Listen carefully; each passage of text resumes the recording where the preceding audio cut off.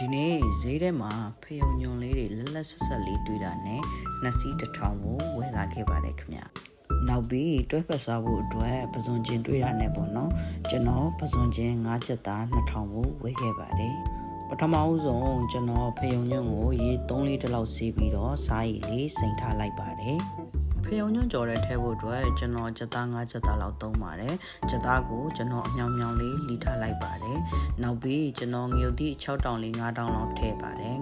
အနံလေးမှုေးဖို့အတွက်ပေါ့နော်ငရုတ်သီးကိုတော့ကျွန်တော်ကကြီးလေးနဲ့ညှက်ပြီးတော့ထဲကအစီလေးတွေပြောင်းအောင်မှုတွေပြောင်းအောင်လို့ရေတခြားစီးထားပါတယ်ပြီးတော့ကျွန်တော်ကြက်သွန်ပြူတစ်လုံးကိုနှုံနှုံဆင်ထားပါတယ်ကြက်သွန်လေးတစ်လုံးကိုလည်းပပလှီထားပါတယ်ခင်ဗျာပဝန်းပစ္စည်းတွေအကုန်လုံးဆင်သင့်ဖြစ်ပြီဆိုရင်ကျွန်တော်တဲဟိုးတွေကိုစီထဲလိုက်ပါတယ်ခင်ဗျာစီဆူလာပြီဆိုရင်တော့ကျွန်တော်ငရုတ်သီး6တောင်တွေကိုအရင်ဦးဆုံးထည့်ပြီးတော့အနံလေးမှုေးလာအောင်ကြော်လိုက်ပါတယ်ငရုတ်သီးကြော်နံလေးမှုေးလာရင်တော့ကျွန်တော်ချက်သားတွေကိုထည့်ပြီးတော့စီတက်လိုက်ပါတယ်ခင်ဗျာချက်သားအယောင်ပြောင်းတာနဲ့စနစ်မို့အနေငယ်ထည့်ထည့်လိုက်ပါတယ်ဒါပြီးရင်တော့ကြက်သွန်ပြူနဲ့ကြက်သွန်နီကိုထည့်ပြီးတော့စီတက်လိုက်ပါတယ်ခင်ဗျာနောက်ပြီးအယောင်လှစေဖို့အတွက်အယောင်တလေးနဲ့ငယ်သုံးထားပါတယ်စီတက်ထားလေးကအနံလေးလည်းမှုေးလာပြီးအယောင်လေးလည်းလှလာပြီဆိုရင်တော့ကျွန်တော်ဖယုံရွက်တွေကိုထည့်လိုက်ပါတယ်ခင်ဗျာဖယုံရွက်တွေနူးစေဖို့အတွက်ရေလေးအနှငယ်ထည့်လိုက်ပါတယ်အရသာတော့ကတော့စားလေးအနှငယ်ထည့်လိုက်ပါတယ်ကျွန်တော်တို့အိမ်မှာတော့အချိုးတက်ထွက်တဲ့ဟင်းတွေအတွက်ဆိုရင်တော့ကျွန်တော်တို့ဟင်းခက်အချိုးမုံကိုမသုံးပါဘူးခင်ဗျာ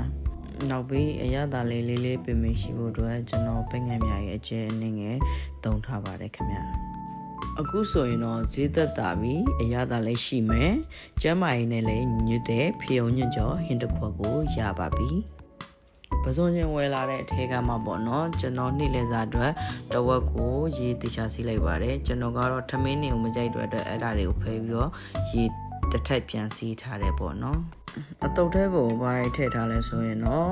ငရုတ်သီးလော်မုံငရုတ်သီးစိမ်နနမင်းကြက်သွန်နီထည့်ထားပါတယ်ခင်ဗျာအရသာတက်ကတော့ဟင်းခက်ချိုမုံအနည်းငယ်သုံးထားပါတယ်နောက်ပြီးတော့စားအနည်းငယ်ထည့်လိုက်ပါတယ်ခင်ဗျာ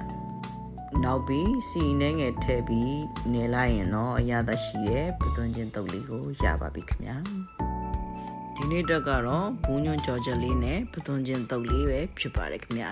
ကုန်စိမ်းနှုန်းနေတက်နေတဲ့အချိန်မှာပေါ့နော်ကုန်ကြစိတ်သက်သာစေတဲ့ဟင်းတွေဖြစ်ပါတယ်လိုက်ချက်စားကြည့်ကြပါဦးနော်အားလုံးကိုကျေးဇူးတင်ပါတယ်ခင်ဗျာ